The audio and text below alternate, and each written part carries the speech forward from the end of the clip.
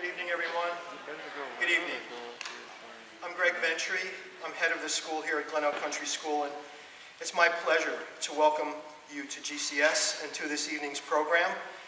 I welcome parents and friends, students, colleagues from other schools, neighbors, to the Dragon Dialogues. Dragon Dialogues is our speakers program, sponsored by our Parents and Friends Association. Many thanks to them and to our Diversity Committee for all the work they put into planning this event.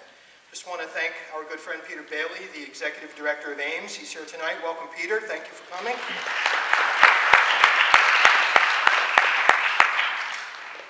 I teach a class this year that focuses on 1 year in history.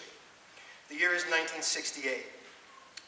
Now, I hadn't taught this class in a number of years, but as this year unfolded, I found the parallels between 2016 and 1968 too compelling to ignore. Discordant political and social rhetoric, social and political violence, that uncomfortable sense of unease, the feeling that things are unraveling a bit. As my students watch images from that year, they unfailingly say that it reminds them of our country and our world today. Particularly striking to them are issues of racial tension, civil rights violence that we are grappling with at every level. We hope that our efforts, including this evening's program, will help us better understand these problems and hopefully provide some way forward.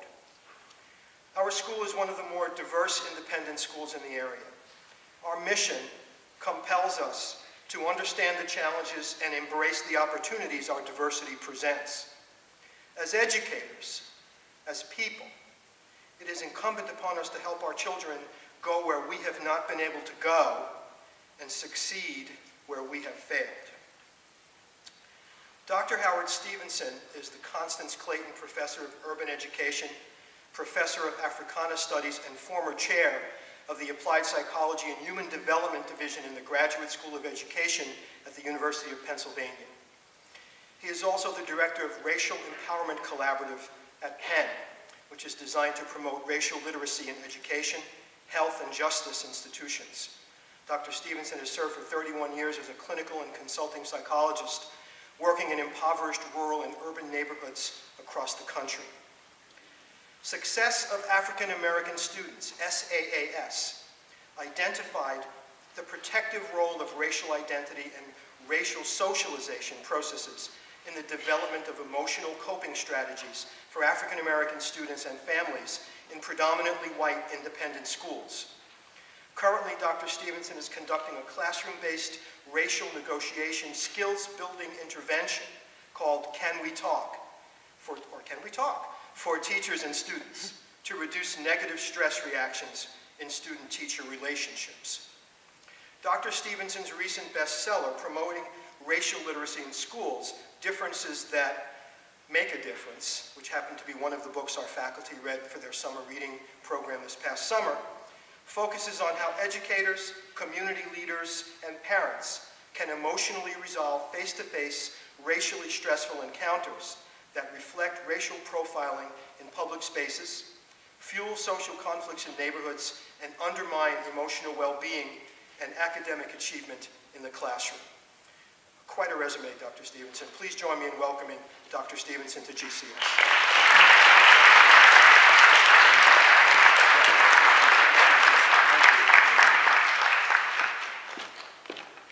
Good evening, everyone.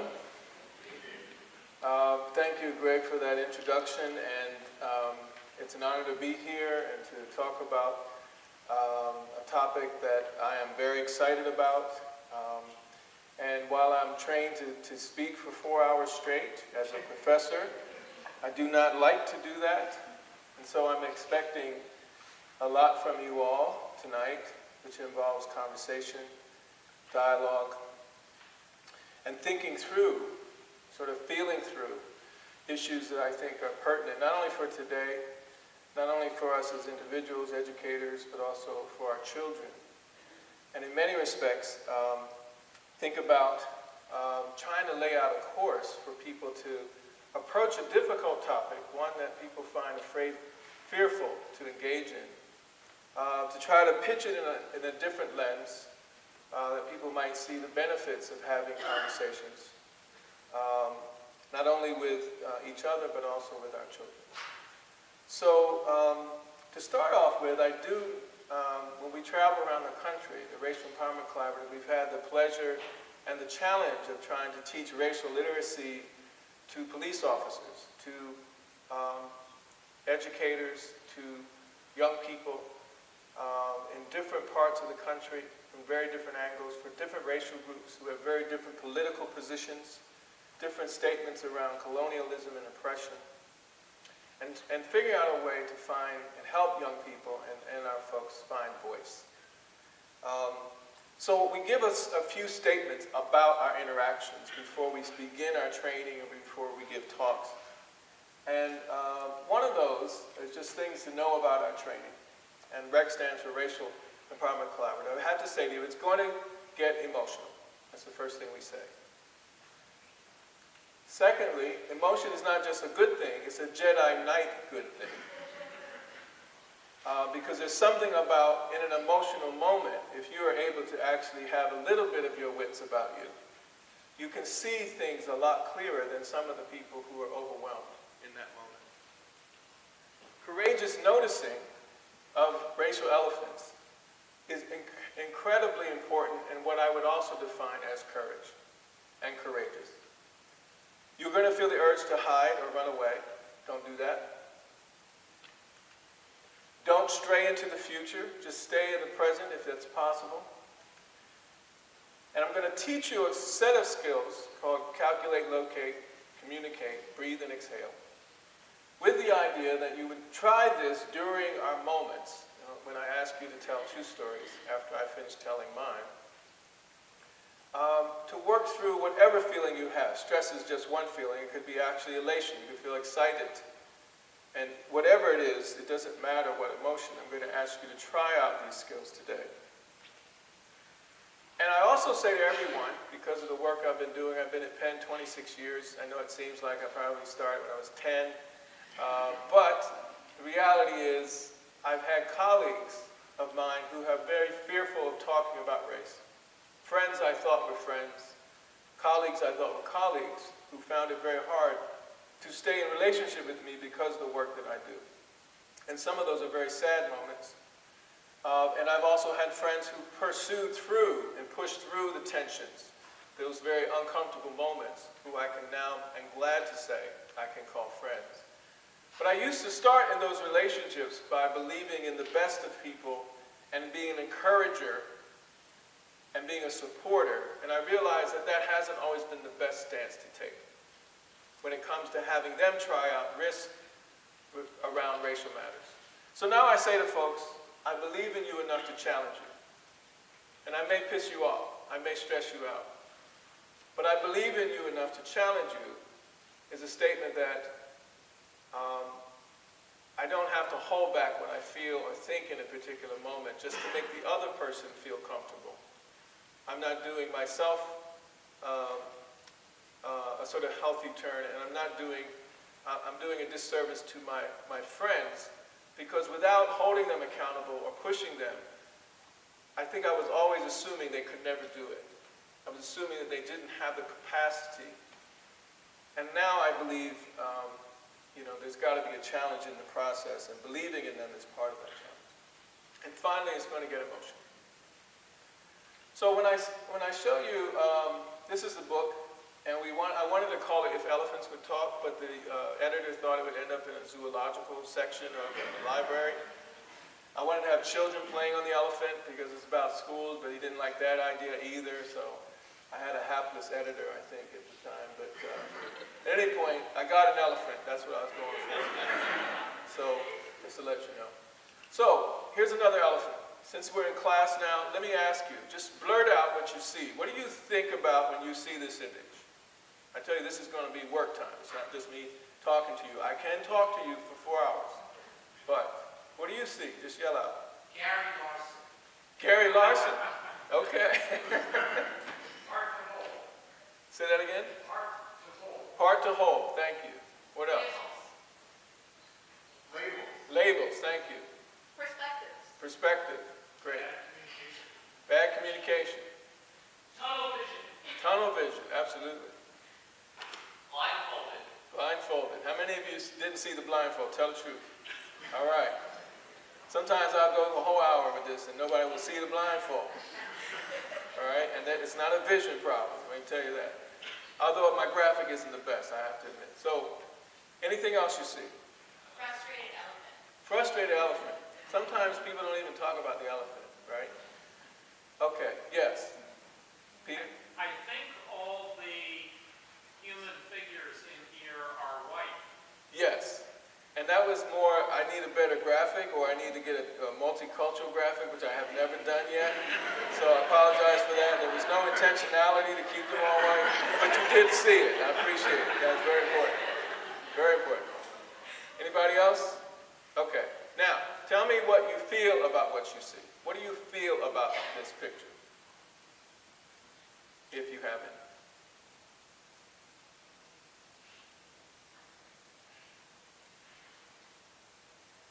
No feelings among you? Okay, yes. Confused. Hmm? Confused. Confused. Thank you.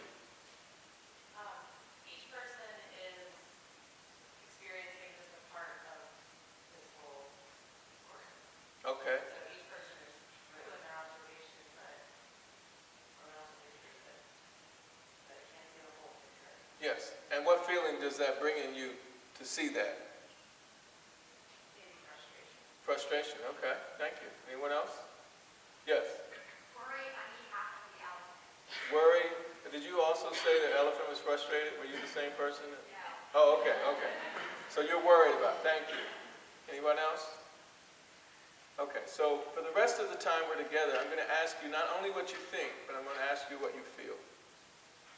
When it comes to these matters, I think they're often thought of as simply didactic or simply ideological, but I would like to make the argument that these are emotional issues and that those play very important in the way that we want to solve and problem solve them. So I do think of the elephant as the politics of race in our society and how we navigate them. People got this perspective notion, the notion that people see this elephant from a particular direction and perspective, and that some people don't see certain things. But in our work, and if you look at some of the religious philosophers of African religious philosophy as well as Eastern Asian philosophies, there's a notion of both and that we try to apply to our work as opposed to either or. We're in a culture, a society that loves to be in either or dichotomous understandings of the world. Right, wrong, left, right, normal, abnormal. And the reality is that sometimes we're both of those things, not just one. Some things we're brilliant about, we're smart about some things, and we're idiotic about others. There's some days that we are on our best game, we're as normal as anybody, and if we're under stress, finals time, we could be diagnosed immediately for our abnormalities. There's a way in which both and works, at least in our work, when we think about young people, kids of color, kids who are different, in ways that being dichotomous doesn't allow for that. So the way that we see the people in this particular image is not just that they are blinded, but they're also sighted. They see some things, and they're blind about others. But both of those things are going on at the same time. What they do see and what they do know is important for understanding what's going on, as much as it is what they don't see. But there's another element in this image that I want to turn your attention to, and that has to do with the issue of stress. If I said to you the person who found a rope would be less stressed than the person who found a snake, would any of you disagree with me?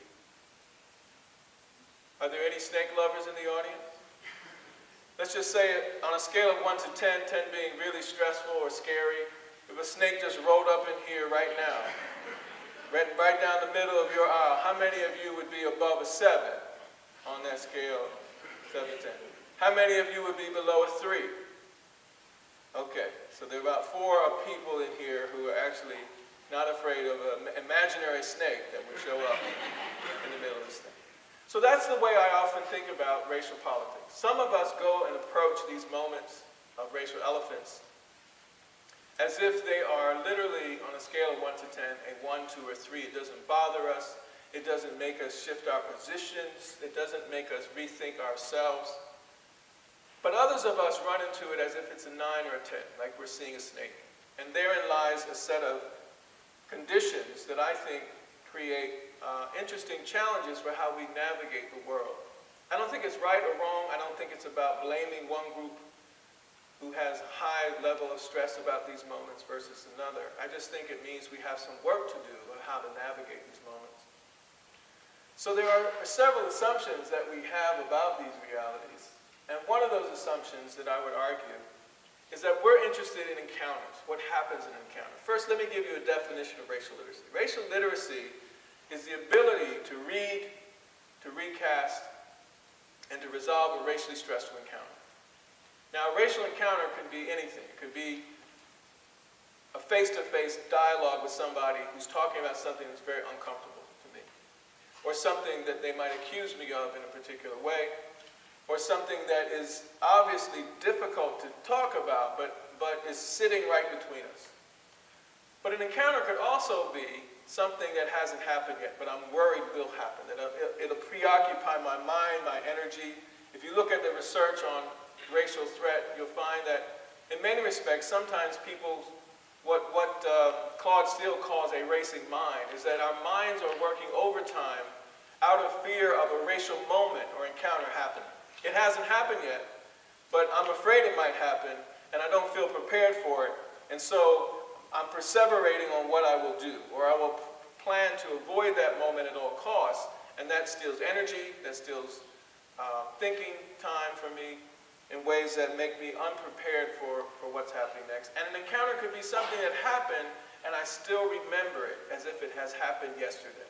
It's over with, but I still can't get it out of my head, out of my mind. Now, many of us approach racial politics from an ideological perspective. What I believe about social justice, what I think about politics of the world ideologically, who I would vote for even. And I would like to suggest that that is not the direction that we would go, at least in our work, ideologically. I'm interested in racial encounters in the sense of what do people not just think about social justice, but what they're about to do around social justice if they only had 2 minutes. What happens around social justice when I have to be face-to-face with someone where a decision has to be made in which I am going to treat them in a humane way or not? And what's driving those 2 minutes? And I think some of us are very strong around our ideologies of social justice, but I'm not so sure that ideology about social justice, what I believe, trickles down to what I'm going to do if I only have a minute. Does that make sense? If you look at the police encounters that have happened over the last several years, last several decades, those are encounters in which someone has to make a decision in less than a minute. And I would argue bigotry is not the only reason to explain why those things go awry. You need something larger than bigotry to understand how someone could just, in a moment, look at a 12-year-old boy and see him or her as a threat. Or someone who's different from me to see him or her as a threat. There has to be a larger explanation. And I think it's what we do in face-to-face encounters around racial matters that needs to be a focus on, more so than how we think about ideology, even though ideology is important in a lot of ways. Another thing is that we often are prepared for certain kinds of stressors, but not for racial stress. Some of us are excellent at stress that we deal with on a regular basis. But because we're afraid to talk about race, we're not so prepared for when a racial elephant shows up in the room. And in that sense, I would say that we have to think differently about what can we do about specific matters of racial stress. Another assumption is around the way that we approach racial matters. Some of us have been taught from our very early ages that these are matters of morality and that character defines who we are with respect to racial matters. And I would say competence is more important than character. We don't use character as a standard for excellence in any other sort of learning sort of process. That is, just because someone has good character doesn't mean they're great at algebra. For some reason, they just wake up knowing how to do the quadratic equation, that they know how to sort of solve problems just by being good people. I would say the same is true around racial matters. That being good does not make you somehow prepared. But in that sense, I would say that we are also in context where we have learned how to talk about race or how to not talk about race. And in that sense, I would say that schools can be very vibrant places to build skill sets around what do I do when I have a racial elephant right before me? What do I want to say? Some of us have had those moments and we walked away feeling like we were punks, that we didn't say what we really wanted to say. And some of us are worried because we went overboard. We still didn't get out what we wanted to say, and we just let everybody have it. And I think schools can be places in which we can actually learn how to both talk about race, but also how not to talk about race in the most skillful manners possible. And I'll end on this notion before I tell my story around, I think it's very possible for us to address these issues in everyday life. Now, if you're worried about systemic racism, and if you go to bed every night thinking that if you don't cure systemic racism, you have failed, you're probably depressed most nights before you go to bed. I'm not against systemic racism solutions, not at all. And some of you may know my brother, Brian Stevenson. He wrote a book called Just Mercy. He's my younger brother. And in that work and the work that he's done at Equal Justice Initiative, they have made systemic change, particularly around how 13 and 14-year-olds in this country are no longer going to be jailed for their entire lives for both capital and non-capital offenses. We're the only country in the world that actually put 13 and 14-year-olds in jail for their entire lives. So that's an example of addressing systemic discrimination, because you don't get in that position unless you happen to be a person of color or you are poor. What I'm more interested in is that the legal approaches that we take around racial matters do not address the emotional trauma that comes from racial events. And in that sense, for me, the best way to address those issues outside of a legal frame is through storytelling. First, through storytelling. I'm going to share a story, and I'm going to ask you to share a story with a partner next to you as a way to try to demonstrate what this does to us, at least emotionally in these moments. So, there is a proverb that goes, "The lion's story will never be known as long as the hunter is the one to tell it." So that means in our work with young people, with older folks, with police officers, with educators, we believe that everybody's story is important. We believe that it doesn't matter who you are or where you come from, your story is absolutely essential. And it's our job to help you get it out. My story is one in which I grew up in southern Delaware. I grew up in a multicultural family. Both my parents were African American. But my mother and father, who grew up in two very different places. My father grew up in southern Delaware, and my mother grew up in North Philly. And those two places are as different from each other as East is from West. Multicultural because they did not really agree on much of anything about the world. They didn't agree on how you celebrate holidays. My father, when it came to Christmas, believed that Christmas Day meant daylight, and so opening the presents meant there had to be light outside. Literal light had to be outside before we could get up and open the presents. My mother, being a different kind of literalist, believed that midnight meant it was Christmas Day. And so for her, we could open up as soon as midnight was midnight. Now their confusion led to my brother and I, and my sister and I, the three of us, having to help them through their confusion and their inability to reconcile their different positions. So every Christmas, as children, we would test their resolve by starting at midnight. And my brother and I always thought my sister never was disciplined, ever. So we could play with her in ways that we didn't think we individually could take the risk. So we would send our sister, starting at midnight, into the family room where my parents were arguing and wrapping presents, to go in to pretend to be sleepwalking, to see which presents they were getting at, to come back and tell us.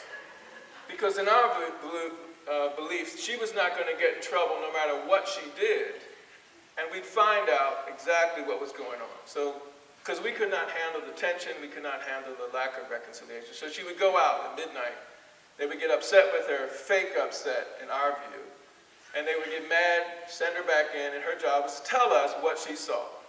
Now, good days meant she kept her eyes open far enough to see. Bad days when she didn't open her eyes wide enough to tell us what exactly was going on. So we got pissed at her a lot. So we did this at midnight, and every hour on the hour, starting 1, and then 2 a.m., and then 3 a.m. By 4:15 every Christmas, both of our parents got tired of this stuff and allowed us to open our presents. That's our way to intervene on a confusing reality that our parents were going through. And as children do this all the time. In southern Delaware, there are two Anybody heard of Delaware, by the way? Anybody here from Delaware? Where from? Where are you from? Wilmington. No. Oh, did we talk about this? Oh my goodness. Yeah. All right, well, you can't say anything for the rest of this talk. You might know something. Oh my God. All right, so his wife and I were very good friends. Terry, yes, we were in the same classes together. Yes, and I had a crush on her until Ronson came along. Yes, so Ronson and I played on the same basketball team. So, and we won the state championship 2 years in a row. We only lost one game in 2 years, by the way. That's inside. 75, 76, that's right. And 74, 75. Yeah. Now, the reason why that's important, I'm going to tell you right, we're not just reminiscing. So, in southern Delaware, there are two Delawares. There's Wilmington, northern Delawares, and southern Delaware. So the northern Delawareans look at southern Delawareans as if they're slower, lower Delawareans. And I have to admit, Bell Bottoms just came to Delaware like last week. So there's some, it's like being in Mississippi. At least that's the way we grew up. When we won the state championship, you would have thought we had won the Civil War. Because some of the people in southern Delaware who never spoke to us came out of the huts to say thank you for beating those northerners. That's how deep Delaware is. And I know some of you probably drove through Delaware and never stopped and died a day in your life. It's that small, but it's literally two other worlds. My father grew up in southern Delaware, and his way of dealing with racial conflict for us was that if anybody treated us differently because of our racial background, he had us in church 24 hours a day, 7 days a week. That's the way it felt like to us. So his idea was, if somebody mistreats you racially, you pray for them with the idea that God would get them back in the end. We were never sure when the end was going to be. Some days we prayed for the end, Lord, come now. But he did not think you should sully yourself with the ways of the world. That it was a spiritual reality. And from a sort of Martin Luther King nonviolent position, his idea is you pray for people. My mother, very different, right? But before I get to North Philly, people in southern Delaware were very different. They were like country folks. In the presence of whites, they would physically give way. When I go back now, I went back about 15, 16 years ago, helping my father out. I went to the supermarket in Georgetown, Delaware, got his food. He wanted me to get his food, and I rushed through it. In the process, I passed by the praying lady in our church growing up, Mrs. Warrington. Mrs. Warrington was a very demure woman in public, very quiet. But when she started to pray, I don't know how many of you have been to a church or a black church or seen one on television. There's a way in which everybody prays, but there's some people who really know how to pray. Do you understand what I'm saying? Because when they pray, God comes quicker for them. The thunder and lightning happens. There's just difference. It's not better. I just say it's louder, it's different. She was that kind of person. When she kneeled down, stuff was going to happen. But I did not see her in the supermarket. I walked by her. Before I got home, she called my father, who's still living in southern Delaware, and said, Hobby, there's something wrong with your boy. He did not speak to me. So when I got home, my father said, what did you do? I said, Dad, I got everything you wanted. He said, no, you didn't speak to Ms. Warrington. So I had to call Ms. Warrington up, and I had to say, Ms. Warrington, I am so sorry. You're absolutely right. There is something wrong with me. And I had to listen to her for 20 minutes, talk about Georgetown, Delaware, talk about her prayer life, talk about what it's like to be, those are the kind of people I grew up with. They all feel like they raised us. They felt like when you go back home, you cannot forget who you were. If you get too much education, you'll lose a sense of yourself. That was the kind of people we grew up with. And we loved them and they loved us in ways. They didn't understand the rest of the world. And they were right that you could lose a sense of yourself if you had too much education. My mother grew up in a very different place. In North Philly, she was used to getting in people's faces and people getting in her face. She was used to being chased out of segregated neighborhoods, and she was used to chasing people out of her neighborhood who didn't belong. When she came to Delaware, it was like she came to a foreign country. She didn't understand the people. She didn't understand the black people. She didn't understand the migrant people. She didn't understand the white people. She was different. The way that she held herself, carried herself, pissed people off. Black folks in southern Delaware were physically deferential in the presence of whites, not my mother. She wanted to go somewhere, she walked. She didn't really care what you thought about her. And in the process, she pissed people off. As children, we had to stay behind her. Because when you go to the supermarket, it's a stressful environment. You never know what's going to happen. So when she walked fast, we had to run behind her. We could not be late. Before we get into the store, she give us a talk. Don't ask for nothing. Don't touch nothing. Do you understand what I'm saying to you? I don't care if all the other kids are climbing the walls. Do you understand what I'm saying to you? Anybody ever get a talk like that? Anybody ever give a talk like that?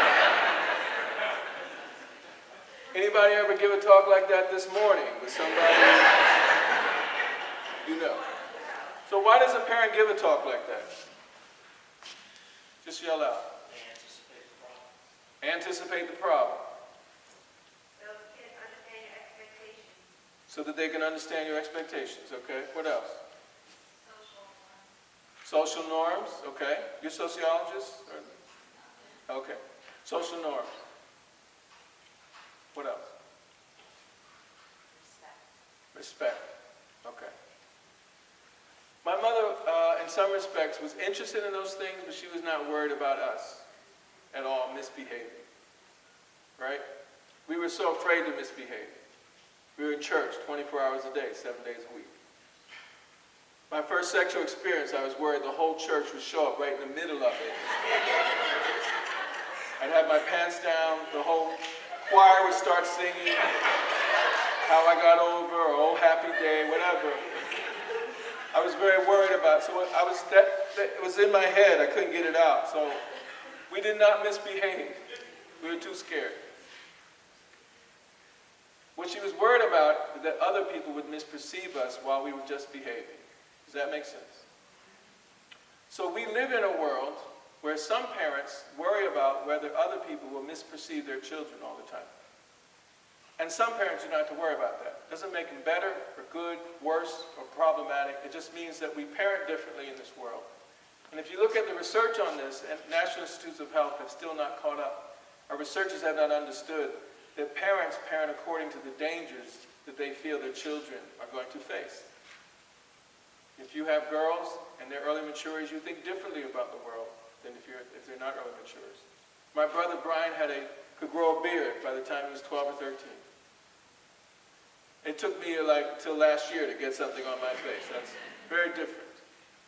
So parents parent according to the dangers that their children face. So we go into the supermarket, it's a very stressful experience. We see the looks that it give to my mother, and it bothers us, it stresses us out at 8, 9, or 10. So we do things to try to distract her from the moment, because if she doesn't see the looks, maybe there'll be no drama, maybe there'll be no getting in your face, maybe we can just get our food and go home. Some days that works. Nothing happens. Some days it doesn't work. And we have to do things to distract her, like count up all the food in the shopping cart. Some days that works, because she's so happy that her children are bright and great at math, she doesn't even see the looks. On days that doesn't work, and the tension is so high, we started to do what our father taught us to do, which was to pray. Lord, please don't let nothing happen in the supermarket today. Some days that worked, but some days that didn't work, and in our child logic, we thought God was busy with some other kids at some other store, another supermarket in another town. Nothing worked. There was no way we could avoid the conflict. And we could feel the tension in other people. They would have to do something or say something to put my mother in her place. You could feel it. It's like an anxiety, what I write about in the book is sort of a racial Tourette's. The person cannot withhold that anger and that hostility. And the worst thing the person could do in that situation was to throw my mother's food into the bag. And in that moment, it was on. She began to tell them who they were, who their family was, where to go, how fast to get there. Anybody here been cursed out before? You haven't lived if you haven't been cursed out before, I just want to let you know. Why? Because you know exactly what people feel about you. You ever been in a relationship where you don't know what the person really feels about you and you go, does he? Does she love me? I don't know. That's worse than knowing exactly what's happening. So, it would take the person, I'd take my mother about 20 seconds before she put the person on the floor, curse him out in about 20 seconds. It was a horrible thing. We try to, behind my mother, try to distract him and say, you probably don't want to do this, you want to go run right now, but it wouldn't matter. It would happen. The thing I don't tell people in this story is that both my parents were Christian. The difference is my father prayed before the conflict and my mother prayed after. And then as a sort of ethic for the work that I do, and if you listen to my brother enough, you'll hear the same thing. When it comes to racial politics, we think that sometimes you have to pray. You have to think through, you have to process how to navigate these moments. And other times you have to push, you have to speak up, you have to say something, you have to do something. And I would argue because we're so afraid to talk about race, we're not very skilled at either one of those abilities. We're not sure how to process, and we're still not sure what to say or do. And that's the work that we're trying to do around the country. But it starts with storytelling, right? And so I'm going to ask you to tell a story right now with the partner next to you, one person. And it could be about messages I heard around race when I was growing up. I've shared with you a little bit about messages I heard. But what messages did you hear while you're growing up? And you only have a minute and a half to do it. And then I'm going to yell out and you're going to switch. And then you're going to tell and your partner's going to tell his or her story. And messages can be verbal or nonverbal. They don't have to be something you had that was said to you. It could be something you watched. Like my mother pacing before going to the store. Sometimes she would say, like, these people are not messing with me today. I'm so sick and tired. There's a way in which she communicated her feelings without knowing that we were around watching. So you got it? Got a minute and a half. Ready? Go. Okay, thank you. All right. So we have one more story to tell, but the strategies that we have been using for the last several years has been, we call it CLCB, calculate, locate, communicate. Calculate stands for what feeling are you having right now? And on a scale of 1 to 10, 10 being like very intense, 0, 1 being not intense at all. How intense is that feeling? Calculate how intense that feeling. Give me a number. Locate is where in your body do you feel it? And then communicate is what self-statements are you making in your head while this is going on? Can you remember that? Breathe and exhale is stuff you should be doing naturally, but sometimes people can go an hour without breathing or exhaling. So anybody here who breathes and exhales in the next half an hour gets a high five with me afterwards, okay? So the first Jedi Knight skill we're trying to teach you around racial literacy is how much you notice, courageous noticing. What do you notice about yourself while you were talking or listening to your partner? Did any of you notice anything about yourself while you were listening or talking to your partner? Just raise your hand and yell out. Yes, thank you. You're self-conscious. Self-conscious, okay. Thank you. Yes. Compassion. Compassion. Okay. Yes. Perceptive. Perceptive. You noticed that you were perceptive? No, receptive. Oh, receptive. You noticed you were receptive. Okay. Yes. Emotion. Great. Emotion. Okay. No. Emotional. You noticed you were emotional.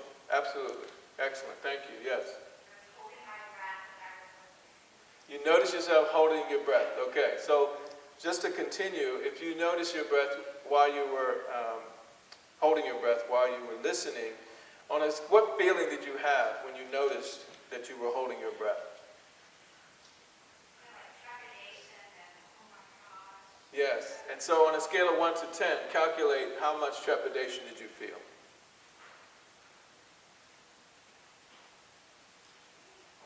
4. Okay. And did you feel it anywhere in your body?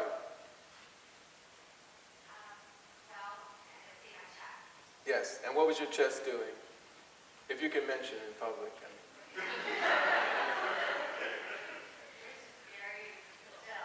Uh-huh. Yes. Good.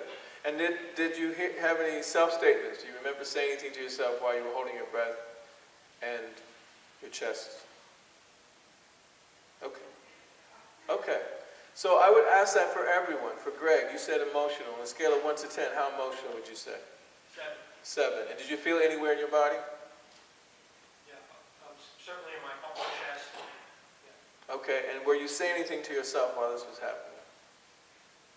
No, but I was feeling a lot of emotional stress. Okay. Great. Thank you. I don't mean great that you're feeling emotional stress. Great that you noticed that you were feeling emotional stress. That's what I'm looking for. So when you said receptive, how did you feel about being receptive? I really felt like an active listener. Like I could, well, you know how different this is like feel and hear, but I felt like I was feeling and Yeah. I was listening, I was feeling. You were in the moment, really feeling it. And when you were in the moment, did that make you feel a certain way that you were in the moment, present? Yeah, I mean, I actually felt a little bit of anger. Anger. Which I kind of expected, but for the most part, it was just like a lot more understanding, but a little bit of feeling anger. So you had several feelings that were going on, and you could take any of those feelings and say, on a scale of 1 to 10, how intense were those feelings? Probably like the 6 or 7 And did you feel it anywhere in your body? in my heart. In your heart? What was your heart doing, if you can mention in public? Beating faster. Beating faster, absolutely. And then were you saying anything to yourself while this was going on? Probably I really can't remember. Okay, all right. So I think you all get the idea of the strategies. And honestly, 5th graders are very good at this. You'll be surprised to know. 5th graders can actually be very detailed at every one of these levels. And the more detailed you can be about what's going on, calculate, locate. Some of the kids will say, I feel like I have butterflies in my stomach. And they're floating all over the place. And they're fighting each other. And all of a sudden they creep up into my throat and into my neck, and then I can't talk. Very detailed. Now the importance of being detailed about how your body is affected is because all stress affects your body. Moments of how you're thinking about how you're going to be, being self-conscious, being prepared, listening requires your body in the process. And if you look at the research on racial threat, you'll find not only that people are thinking, am I doing this correctly? Or I'm not doing this correctly? Or saying some very positive things about what's going on.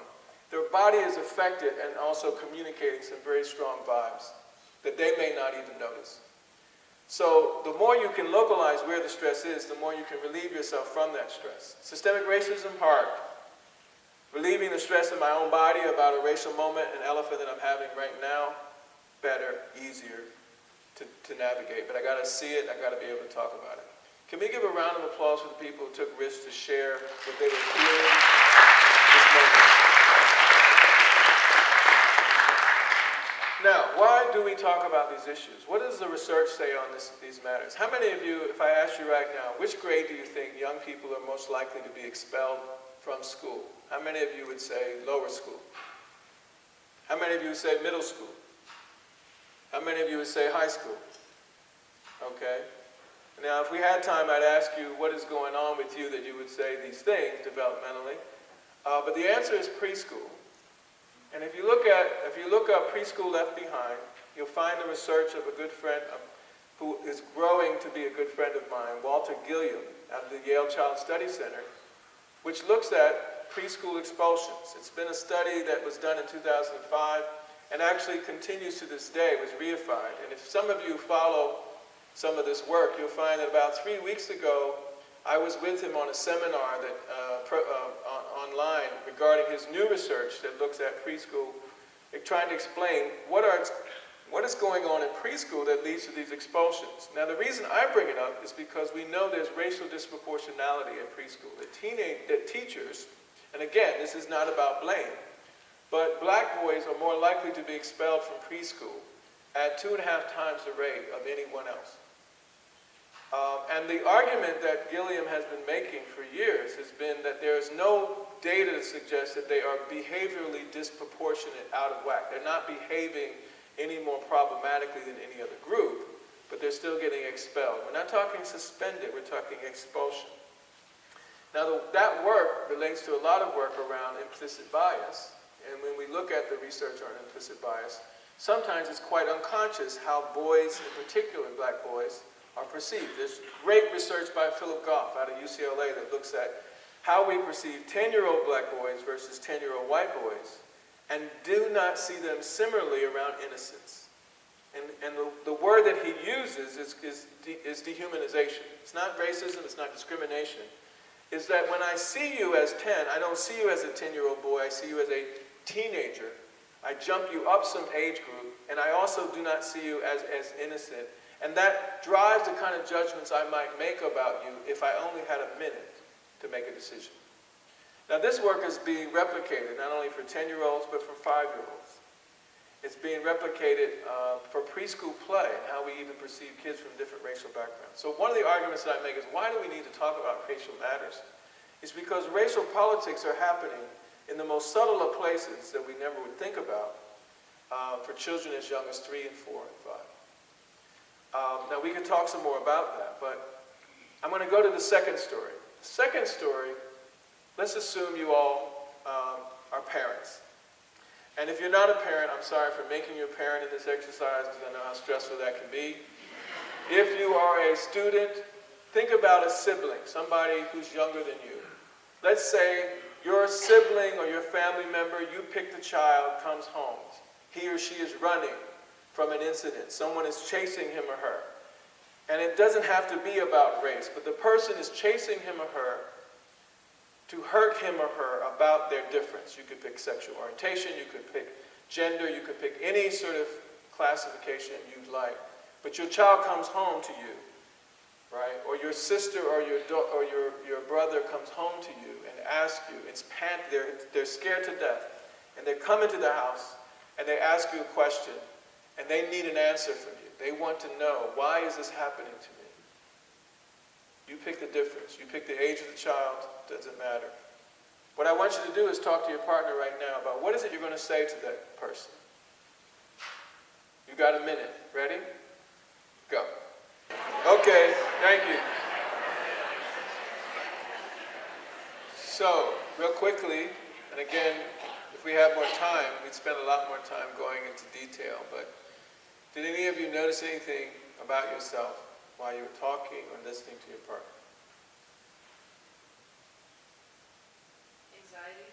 Anxiety? On a scale of 1 to 10, how much? Like a 6.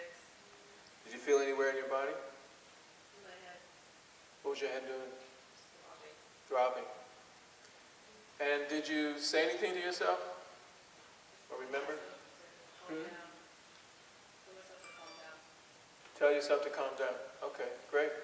Thank you. Somebody else, did you notice anything about yourself? Yes? Okay, great. And how did it feel for it to be easier? Pleasant. On a scale of 1 to 10, how pleasant? 8.5. Okay. Yes, good. So you're working towards a 10. That's good. Do you feel it anywhere in your body? Pleasant. Well, we actually touched one another, both mothers. Right. So we talked about the You touch each other? Wow. After only a minute and a half, that's good. That's good. So, and did you say anything to yourself while you were touching each other?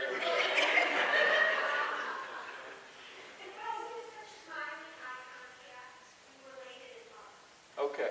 And you don't remember saying anything to yourself?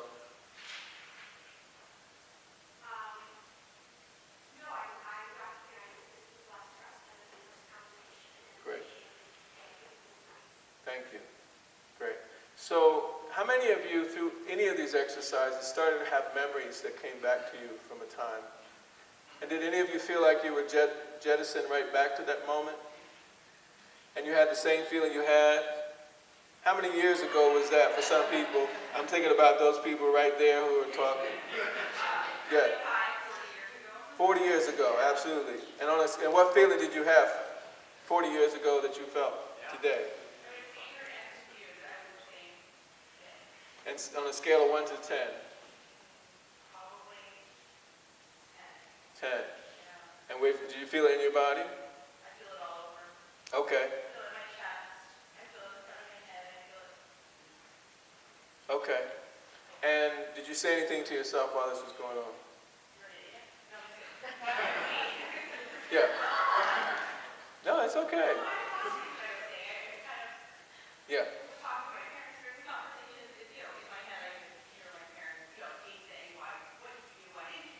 Yes. Absolutely. Yeah. Yeah.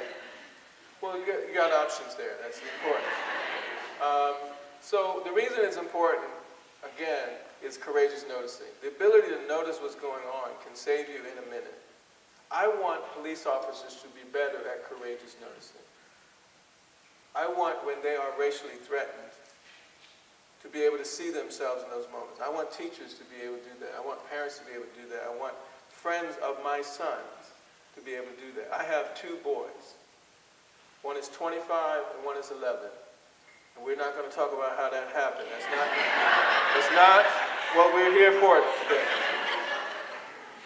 But I tell everybody, they're still like my babies. I see them as my babies. Doesn't matter how old they are. And I worry that the world will not see them as human, as children. So I get pissed sometimes, and I will have memories. And I'll have flashbacks of what will I do if something happens to them. So happened that in August of 2013, my youngest son, Julian, who was 8 at the time, we were folding clothes, and CNN was on. It was right after the George Zimmerman trial. And he could see Trayvon's parents on the screen crying. And he could not take his eyes off of the screen. And while I spent quite a long time helping people talk about race, I found myself out of place, helpless. I should have known the fact that we were folding laundry, which is a rare occurrence in and of itself, was a bad sign that something was going to happen. I could not turn the TV off fast enough. He had 1,000 questions. What happened to Trayvon? Why did they do that to Trayvon? What happened to George Zimmerman? How come he got off? He just could not stop. He is a talker. My son will not get dressed in the morning without talking. I have to tell him, be quiet and put your clothes on, Jude. That's how he is. But he could not let it go. And so part of that conversation I taped, and I want to share it, Stephen, if you could turn it on. And then I'm going to ask you some more questions.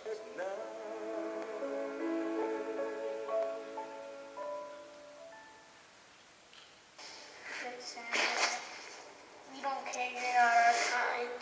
Yes. It's like we're better than you, and there's nothing you can do about that. And if you scare me or something like that, I will shoot you because I'm scared of you.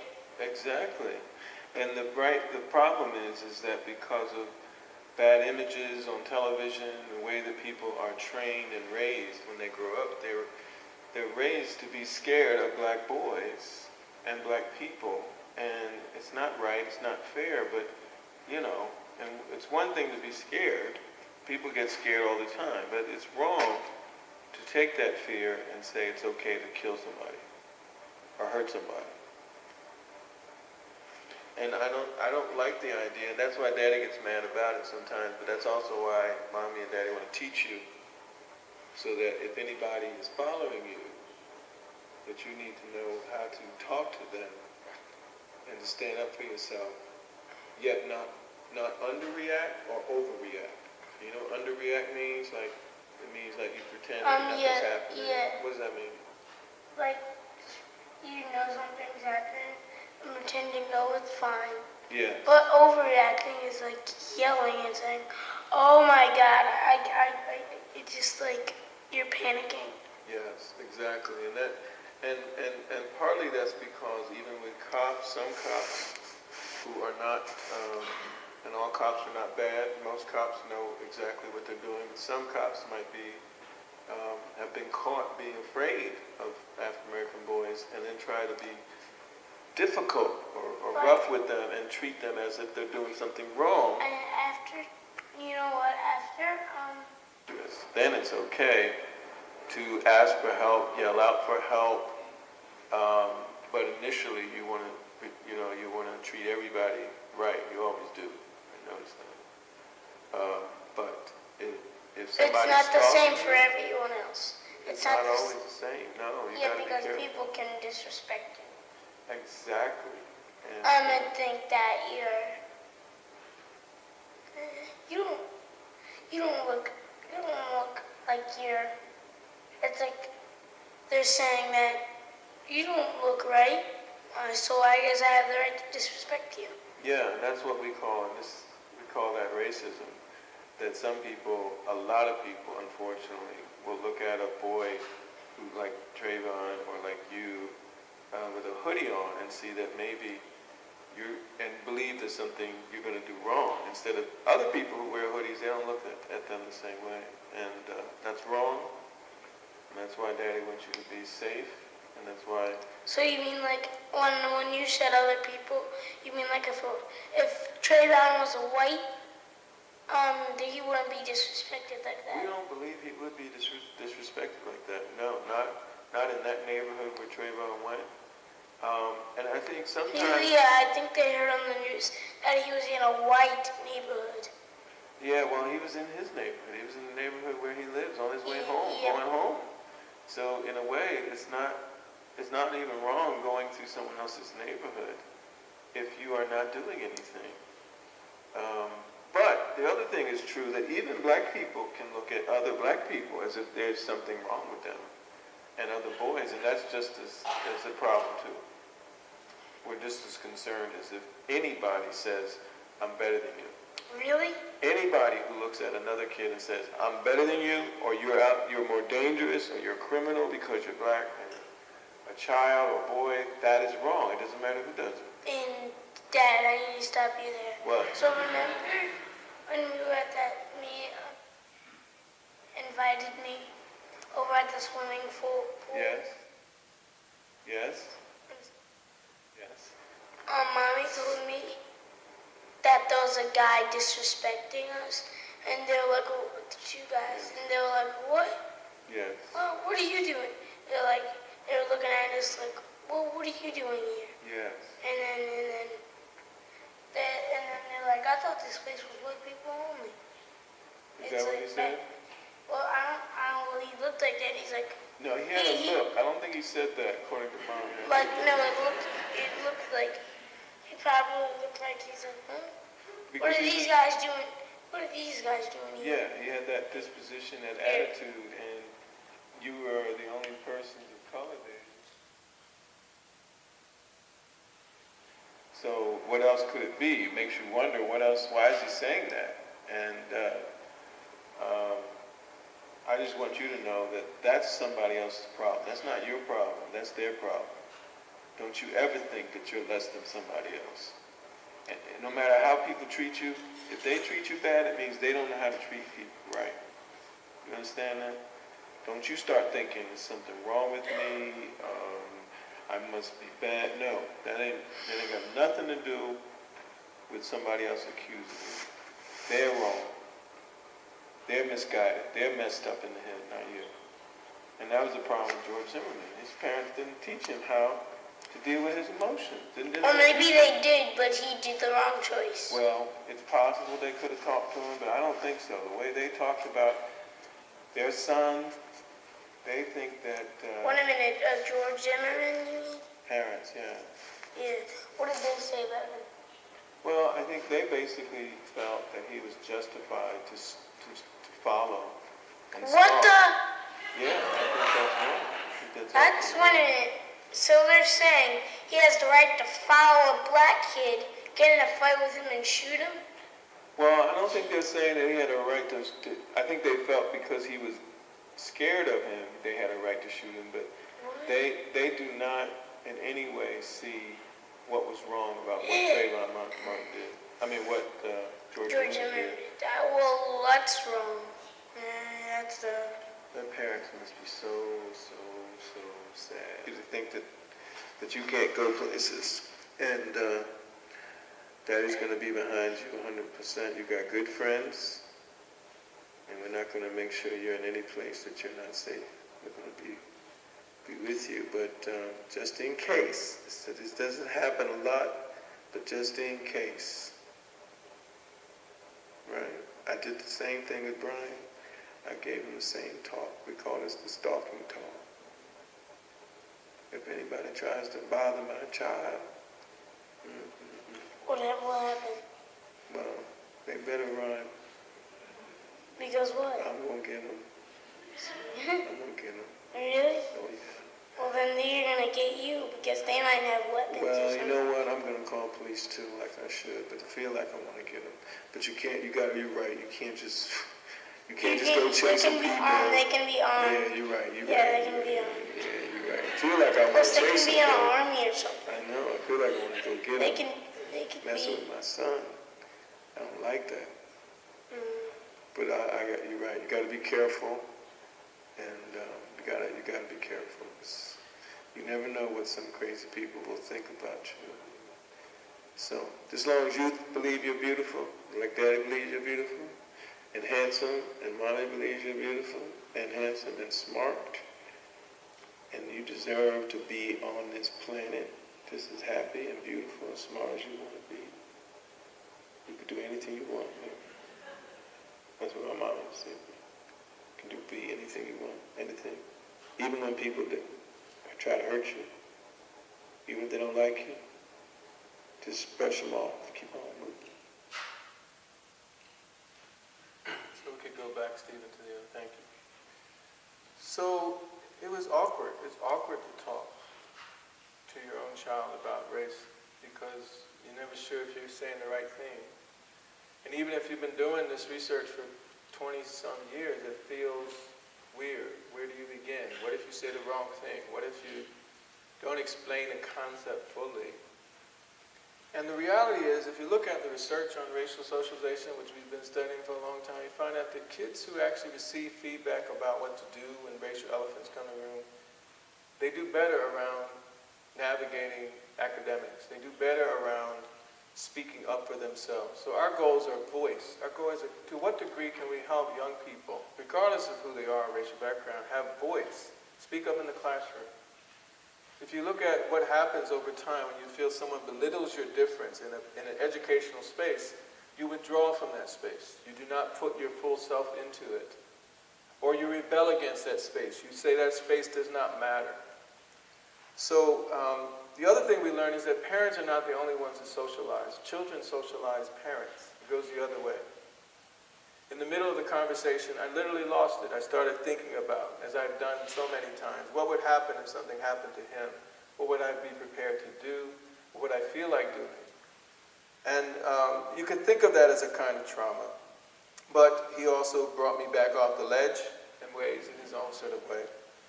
But there are mental health reasons for why we do this.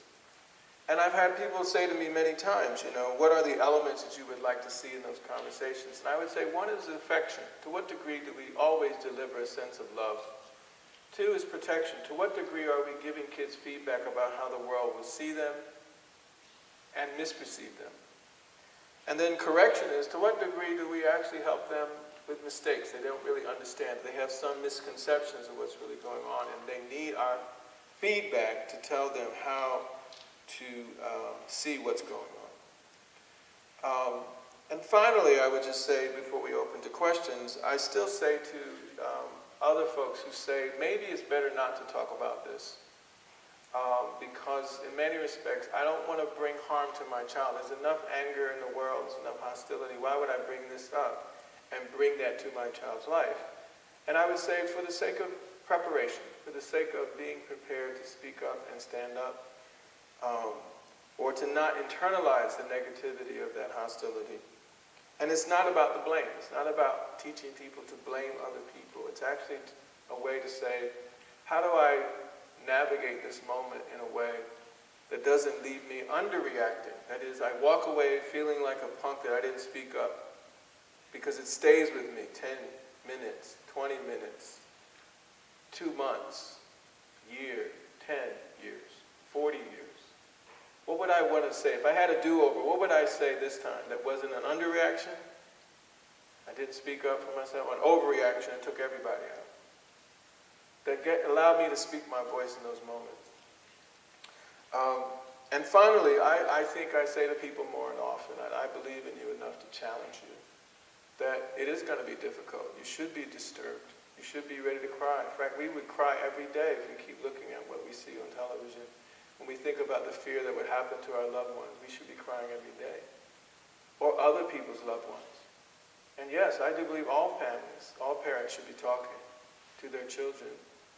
And then we would all carry a similar burden. What if somebody treats my child different because they're different? Doesn't matter that it's race, doesn't matter what it is.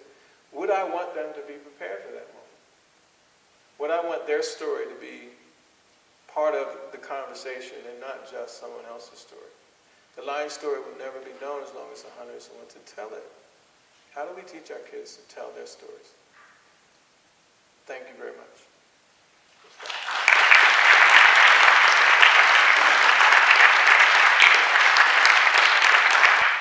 So at this time, Dr. Stevenson is happy to take any questions from anybody in the audience. Just ask that you come and use the microphone down front so that it can be heard. So if anybody has any questions, Dr. Stevenson.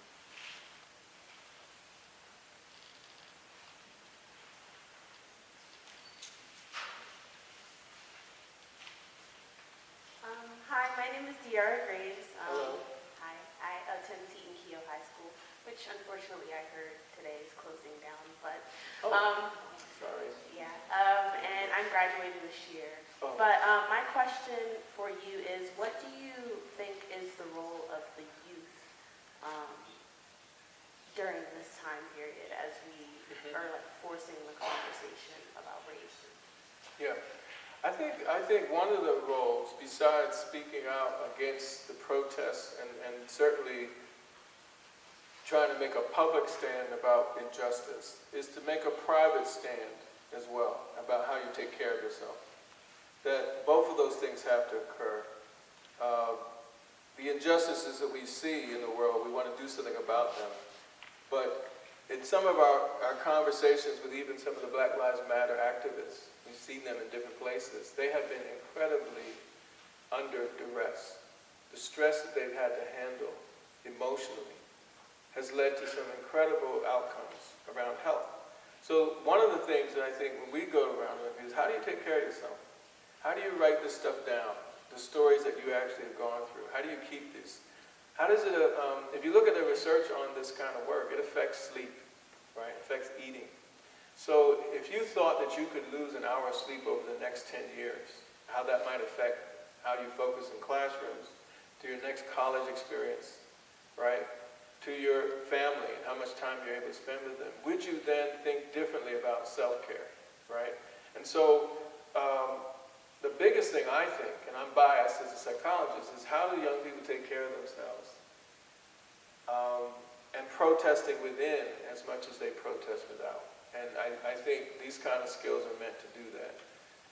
Even if systemic change doesn't happen the way we want, even if injustice doesn't happen, even if your educators or the folks in the world don't perceive you as human, how can you navigate those moments without internalizing it as if there's something wrong with you? So, yeah, great question. Thank you. Thank you.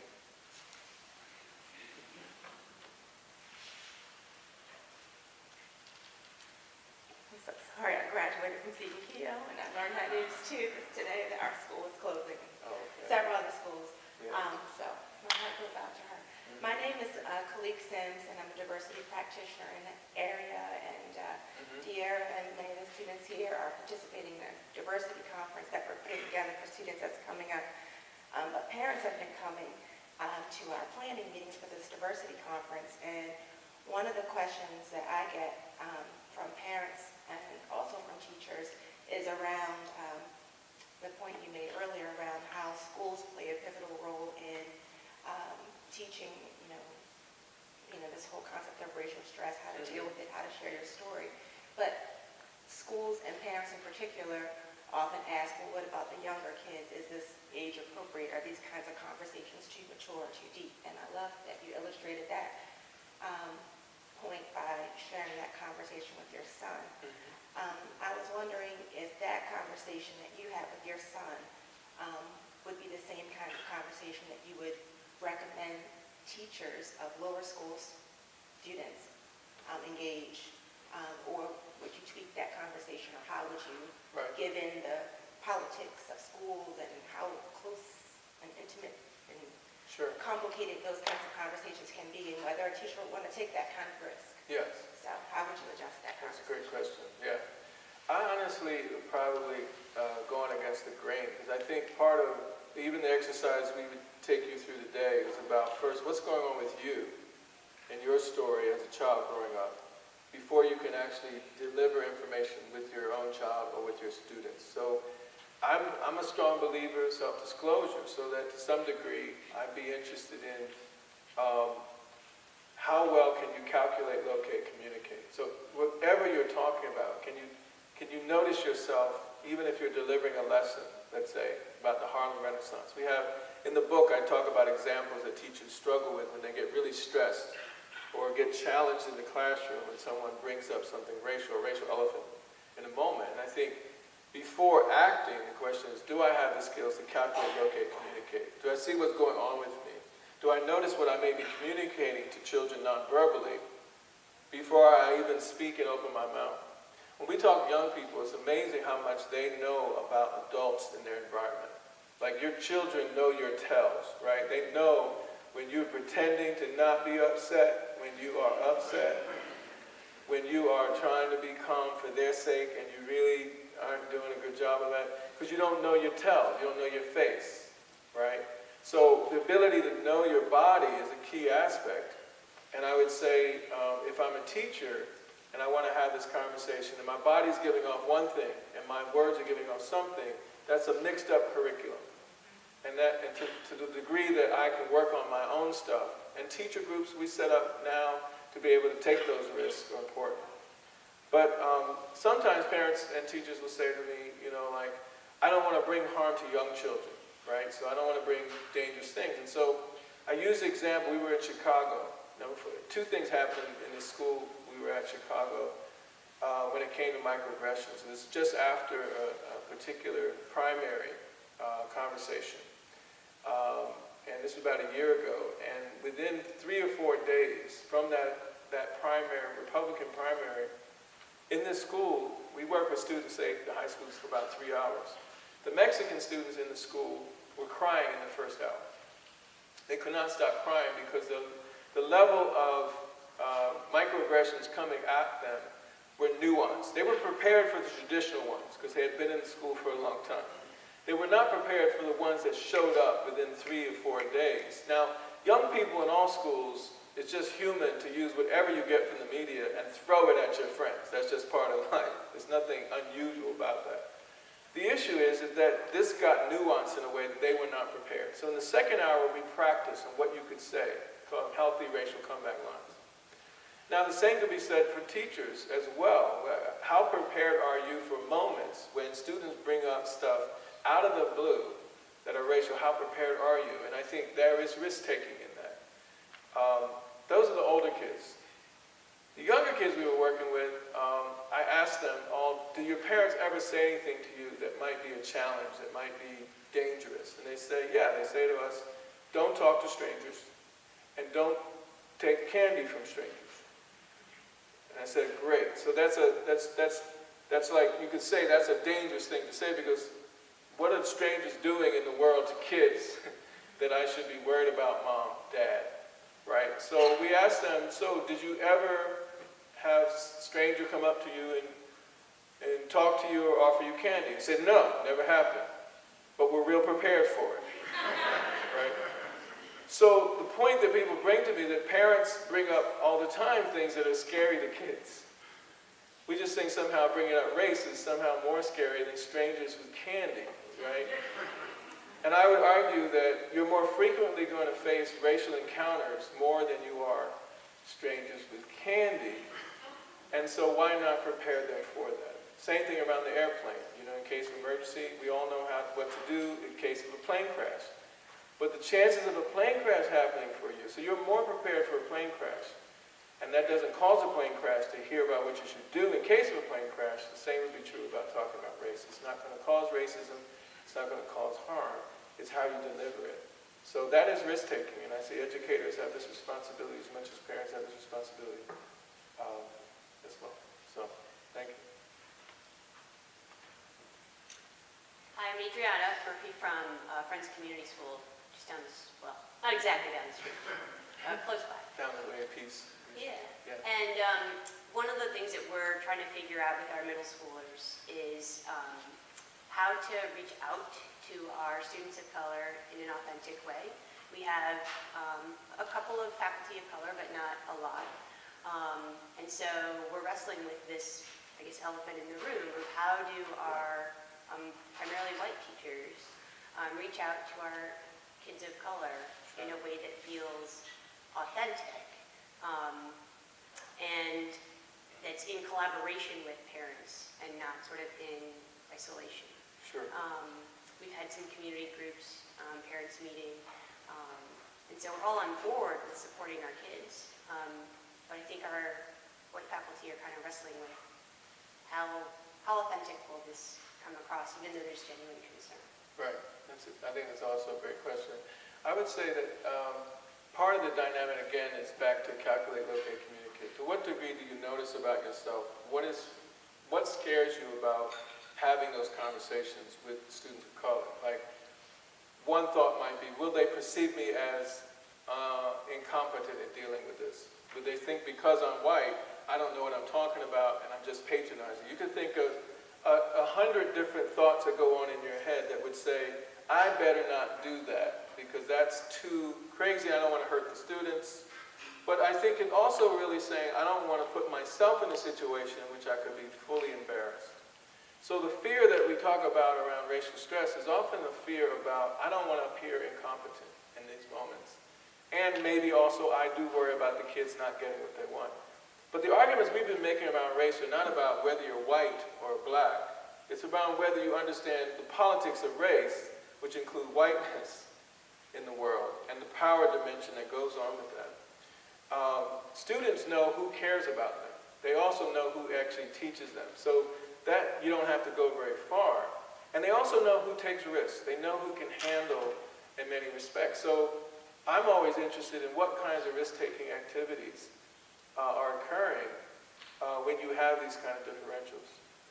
And what that means sometimes is a shift from, am I going to say something that could cause a conflict, which most people avoid. And I would say, back to the getting cursed out. You haven't lived if you haven't been cursed out. And most people approach this as, I don't want to cause waves. I don't want to have conflict. I don't want to be embarrassed. So they use a prevention model by doing, I think, a sort of avoidant coping. And that's the #1 of coping approach around racial elephants. And I would say, I would rather you make a mistake, because you can't prevent it, and learn from that, and be courageous in doing so, and have students watch you take that risk courageously and take the hits, as a statement about your commitment to their life experiences, which you may know some about, but don't know, but you're going to get some more help about that, than to say, I don't want to say the wrong thing, or I don't want to appear, I think that's a cop-out. And that's why I say to people, I believe in you enough to challenge you. I believe in you to step out on faith. I'll give you one quick story. Theodore Jeglin was a hero of mine, high school theater arts teacher. And I underestimated the power she played in my life and my brother's life.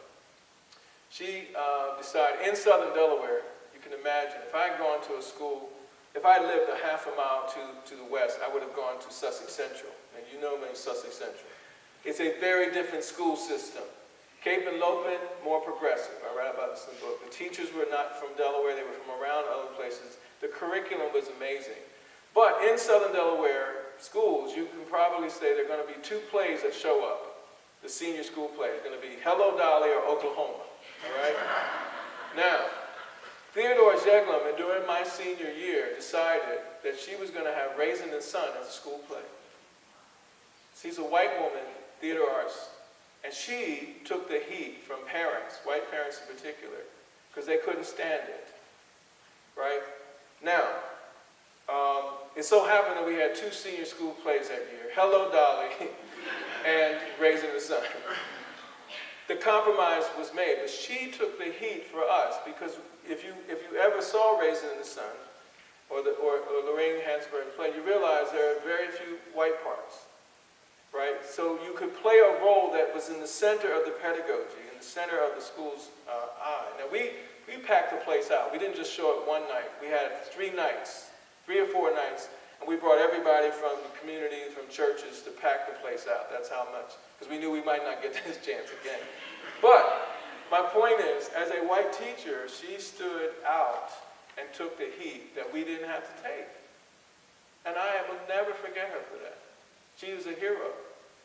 But she did it on her own, right? She took the heat. And I think that's what we want all teachers to do. We want all police officers to do. We want you to take the heat to protect everybody. But it's going to cost you something. But I believe in you enough to challenge you. You've got to step up your game. Our kids deserve it. So I appreciate the question. Thank you. Yeah. Good evening, I'm Charles Ravenel. I have 2 kids here at Glenelg. I'd like to applaud Mr. Ventry and Mr. Miller for bringing this relationship to Glenelg. It's the elephant in the room.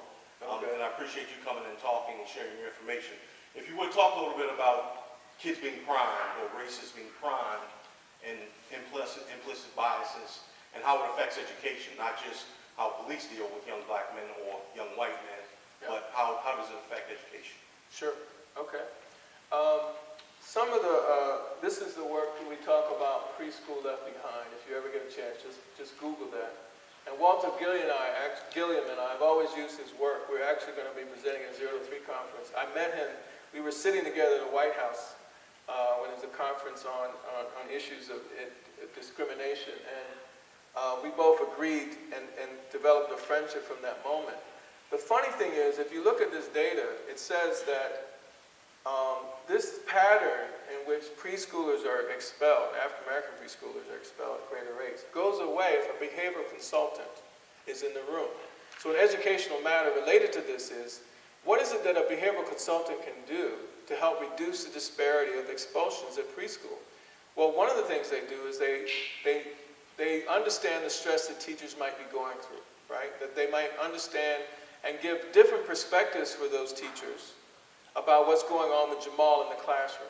That is, when you get stressed, you suspend what you naturally know what to do. And so the educational sort of feedback that we would give is, when teachers are stressed by racial moments, and not all are, in some of our work we found that regardless of race, although race does stand out, white teachers are more likely to be stressed by racial encounters. It's really not a matter of their race, it's a matter of how much exposure they've had to racial socialization and conflict. So if you're a white teacher and you grew up in a family that talked about race, when it showed up in your classroom, you were less stressed than other teachers who had never had that exposure. Does that make sense? So that when an elephant shows up, you said, I've seen this thing before, it's not new. I'm not running to the hills, and I'm not at a 9 or 10 when it shows up. I'm at a 5 and a 6, and a 5 and 6 would be stressful, right? It could be like climbing a mountain, but it's not a snake. Mountain may be hard. I get the right gear, I can climb that mountain. I get some help. So we find that even teachers who are stressed by racial encounters, but who go get help, are better at navigating these moments. They don't get overwhelmed.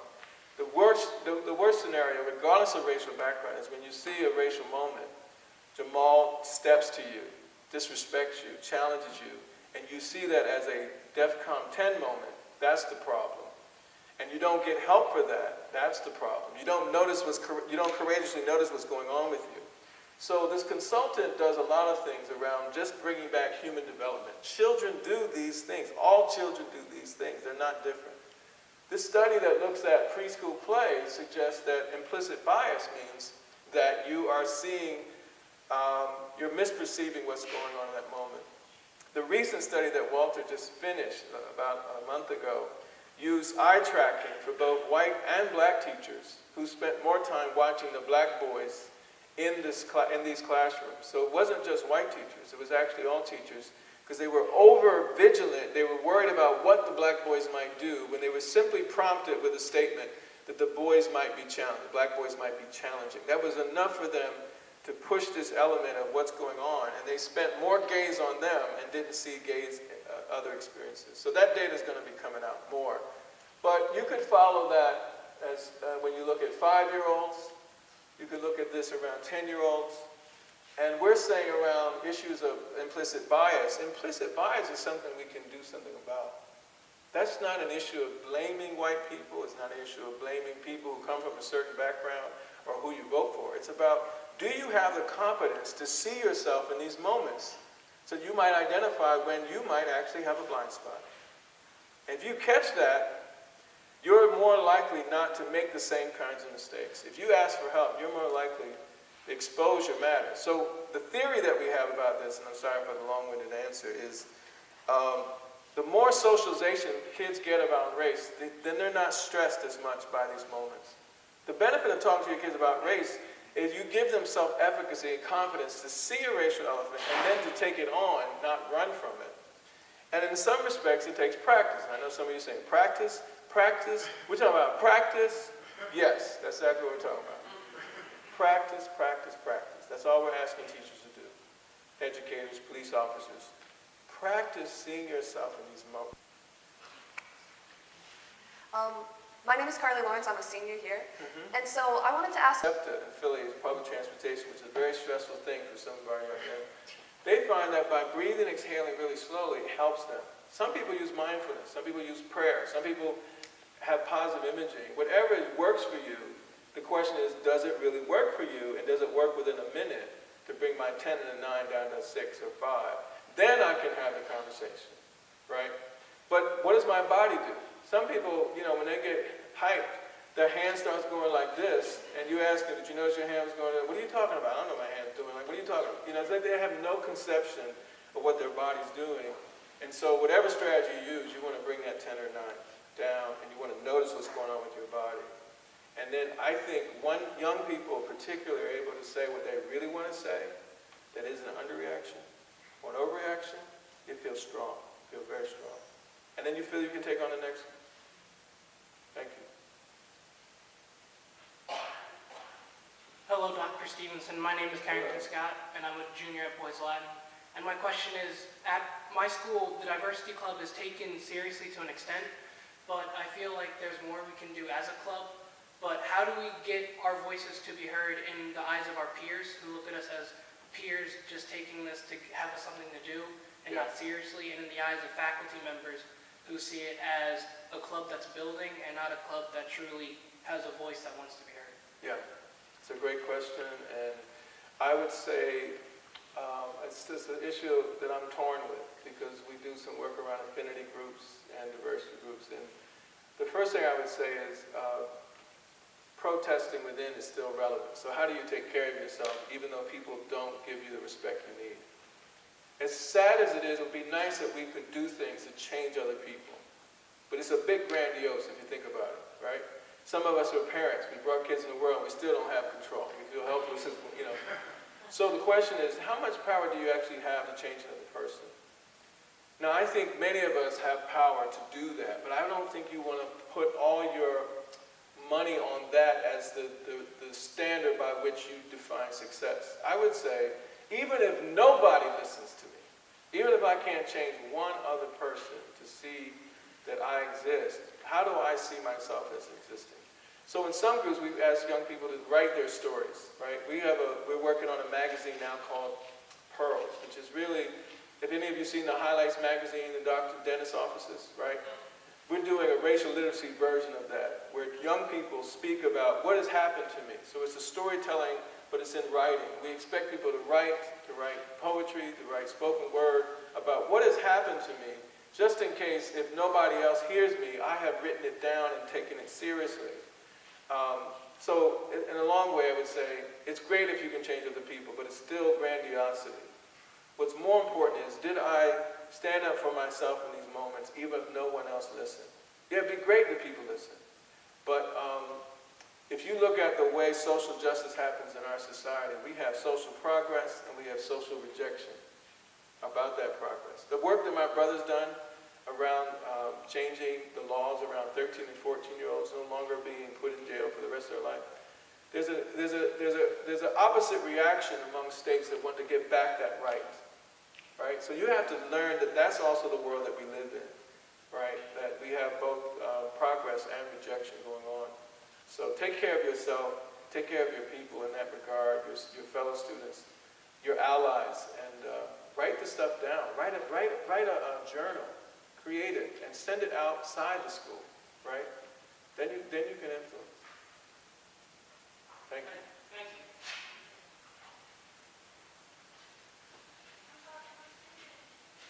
Good evening, Dr. Stevenson. I'm a teacher here at Glenelg Country School and also a coach. We're about to start basketball season in a couple weeks. I was wondering if you could speak to the role of athletics in emotional empowerment in this sort of situation. Sure. Thank you. Absolutely. Great question. Was mentioned we were on the basketball team and it was a big deal. And I was like sixth man on the team. I'm very proud of it.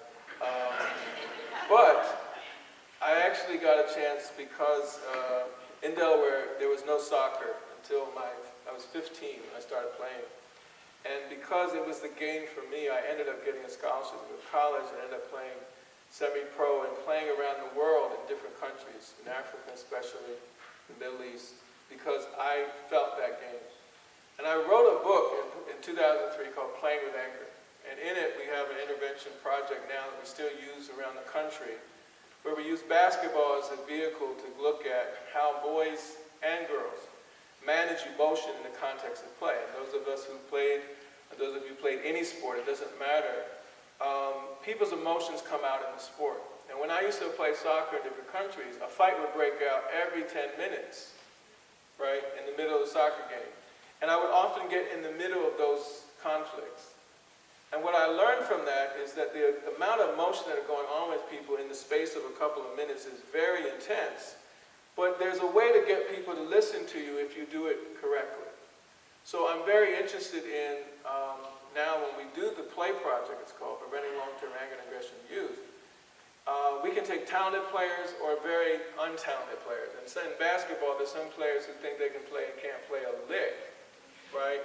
Which is great for a psychologist to understand how people manage the real and the idea, the idea and the real, and the conflicts that occur from that.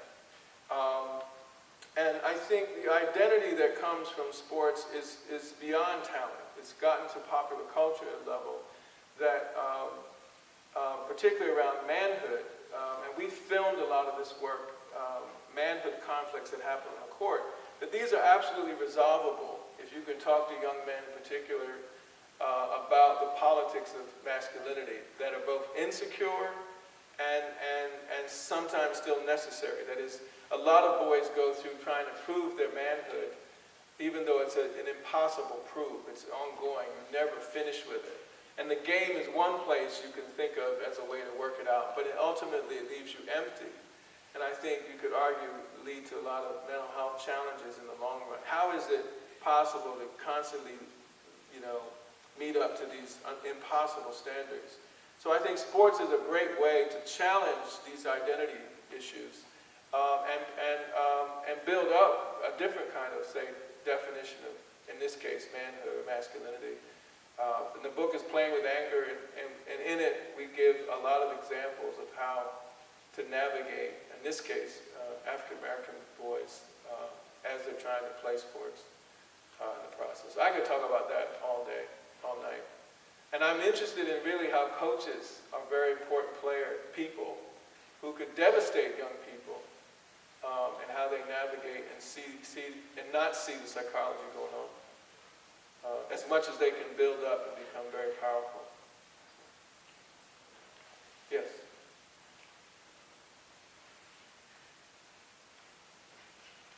Hi, my name is Catherine Nguyen, and I'm a parent of a sophomore and also a senior at Glenelg Country School. I have a quick question about biracial children. When I got married to my husband, you fall in love you never realize, like, when you have a biracial children, how you handle it. Yes. I raised them properly and everything else, and you can hear some of my friends will look at my children and say, they behave like a white child. Or sometimes they frankly look at you like you pretty because you have Asian blood in yourself. The only thing I'm worried right now is they haven't studied about biracial children, the complex of being biracial, because you talk about racism about Asian, black, different. How about biracial children? Yes. Because I know my children have to tell me a story, like, not a story, but they say, Mommy, I'm going to be accepted in the Asian cultures, Yeah. black cultures, African cultures, even in Caucasian cultures. And it's kind of hard for me Yes. how to explain to them. Do you have any advice on? Yes. I mean, I have thoughts about it, yes. My oldest son is biracial, he's Filipino and black. And his mother and I agreed at the time when we were together to talk to him about both of those things, right? That those are cultures that he runs into. And he had to navigate his own sort of world. And he's even written about this in a way. But the work that we did in the schools around racial socialization suggested the same thing for biracial kids as it did for kids who were monoracial, you could say. And that is, the more that the conversations that were had were about how do you cope with other people not accepting your difference, the less overwhelmed they were. That is, it's again an issue of practice and exposure. I'm not seeing this for the first time. The other elements we've tried to add around racial literacy is, how well do you read that a racial moment's happening? How do you read what's going on with you? How do you recast that stress when someone says, like, who are you? What are you? Right? From a 10 to a 5. Do you have a comeback line you want for that? Resolve is lasting. The next time you get another somebody that says, what are you? Do you have an unhealthy comeback line for that? And do you have a healthy one? And then you could choose along what day you feel you want to use. Which one? Does that make sense? So the need, what we found, and this was true for the Mexican students in this one school, they had no defense when people were coming at them. They had to take it, right? They didn't, and because of demerits in this particular school, they were afraid of getting in trouble. So we had to say to the leaders, and literally you can do this, while you're walking in the halls. You got to have something that you can say within about 10 to 20 seconds. Because that way you stood up for yourself. It doesn't linger forever. It still may bother you, but you didn't walk away without saying something. And I think on some days it might be, I'm going to educate. I feel like an educator today. Do you know where that word comes from? N-word, let me explain to you. Back and then talk for 3 minutes straight. So young people can do that. But you got to practice it. Some days you may not feel like educating. You just may feel like, excuse me, what did you say? And you might have an attitude to it and a little body movement so that it's real. And then balls in the other person's court. And that gives you more time to say something real cogent to say, right? You need time. Whatever you choose to do, it's a choice that comes from you. And I would say biracial children need that same opportunity to speak up for themselves or not to, but to be prepared for either of those, right? Instead of helpless. And so that means your conversation with them is just as important about how you've navigated this. That disclosure is incredibly important for young people. So, thank you for sharing that. Please join me again in thanking Dr. Stevenson for joining us.